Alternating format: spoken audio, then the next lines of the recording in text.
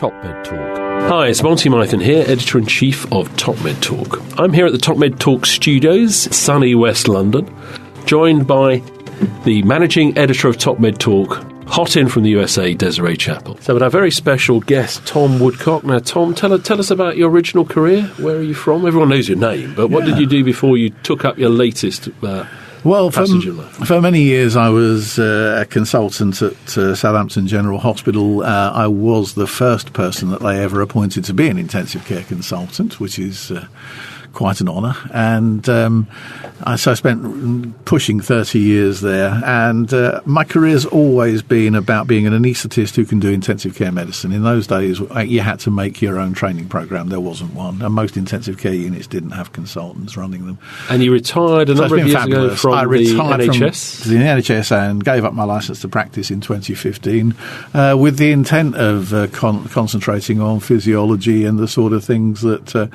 I think that we've been losing sight of as we've advanced clinical practice. And you just published a wonderful book, Fluid Physiology.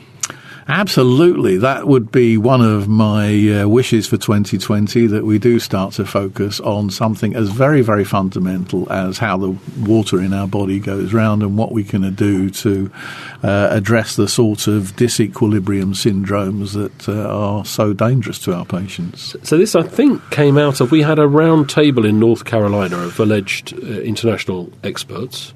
We did. And I think what we concluded at the end of that is we didn't even know what we didn't know. Exactly right. And a very famous guy, a very good friend of yours, looked at me from the far end of the table when I explained that fluid is not reabsorbed by capillaries. And he said, "Tom, you've got a lot of explaining to do." And that made me think that I really ought to get that book out there before I lose the capacity to communicate any further. And it's a pleasure to have delivered it to you here today. 11 chapters, 264 pages, available on common outlets where they sell absolutely, books. where you buy books online, Fantastic. And I've been asked about Kindle versions, and if there are enough paperback sales, then the publishers might be persuaded to give us electronic Kindle versions. When you go on to one of the major distributors, there is a little box that says, if you'd like to see a Kindle version here, tick here. And that will give them feedback to the publisher to make those available. So, Tom, it's a cracking read, I'm told. So we look forward. I've just received my copy. You just handed it to me, so it's wonderful. Top hot topics for 2020. What are your top three? Try to avoid politics and Brexit. I will totally avoid politics and Brexit, and I'll go back to something else that I did when I was a young man in the 1980s, and that was open loop control of blood pressure. Oh, cool. Excellent. And that came up, as I hear, under closed loop. Now, closed loop is dangerous. Yeah. I think for a long time it's going to have to be open loop, but that can be done with very elementary technology. So more akin to fly-by-wire? Yeah, you can look up some of my papers. We were taking patients down to a low blood pressure, and we were keeping them at a low blood pressure with incredible precision. One of the unpublished studies we did was to challenge any anaesthetist who wanted to try to beat the computer to keep the blood pressure as stable as the machine was keeping it, and no one came close. So we were talking yesterday, because we're going to put this clip in, that the 13 Minutes to the Moon podcast last year, I don't know if you heard it, the 50th anniversary of the Apollo landing. In Chapter 5 at about minute 40, they start to discuss the fact that they recognise the fact that humans were not capable of landing something precisely on the moon. Yes. And it's all that period they switched over to the so-called fly-by-wire. Yes. In other words, they were making the decisions, but they couldn't do it with the precision. How essential was that Apollo guidance computer to your landing on the moon? Could you have done it without it? It would have been difficult. We practiced that. It took a lot more fuel, but we knew that the computer was really essential. And how strange was it for you? I mean, you were a test pilot, you flew single-seater fighters, you're used to being completely in control of your vehicle, and now there's a computer there and it's partly managing how you fly. How strange was that for you, and how did you get used to it? I liked it, actually. It's so proficient with these automatic systems, are so sensitive and so precise. You hate to admit it, but they do a lot better job than you do in being efficiently and getting it exactly right. The computer was always on and always in operation. The balance of control between astronaut and computer shifted back and forth. It was a partnership.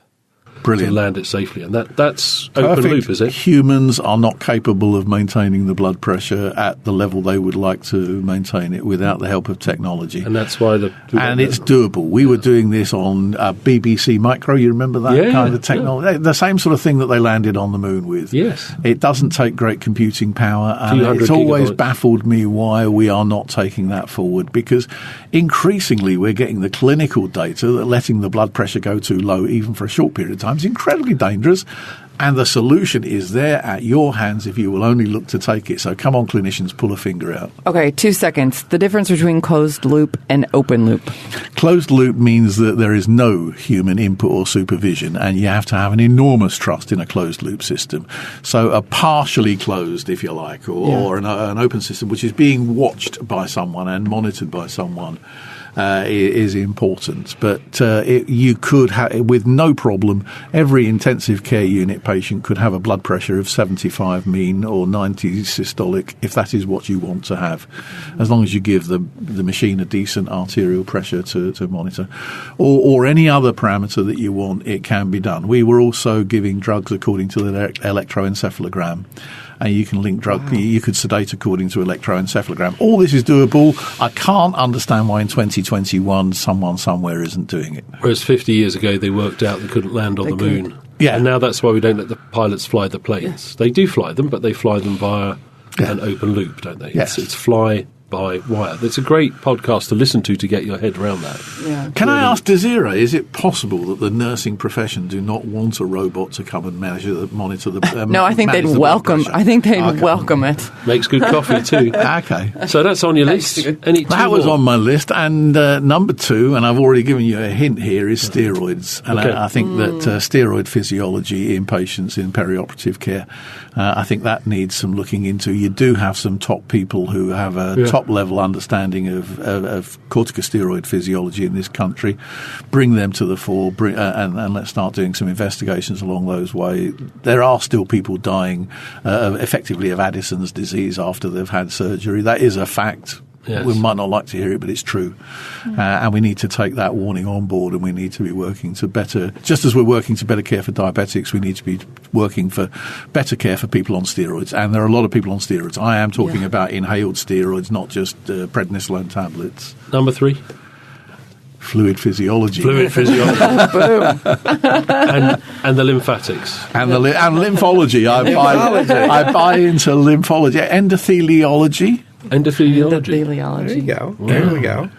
Excellent. Tom, have a great year. Any big personal plans you're prepared to share with people? Any big fishing trips this year? No. Do you know, I've got to go back to doing the big fishing trips. I haven't actually got any lined up for this year. I've just been too busy. Is that long distance with fish or short distance with big fish? I love long distance. If there's anyone wants me to come and give a lecture in Buenos Aires or in North Carolina, or ideally in Tierra del Fuego, where the sea trout run very, very large, I'd be delighted. Can I go with you? Yeah, you can. Tom, Happy New Year. Thank you very much. Happy New Year. Cheers. TopMedTalk. It's Desiree Chappell here. Just a quick reminder, subscribe to TopMedTalk. We're a daily source of news and conversation focused on perioperative care.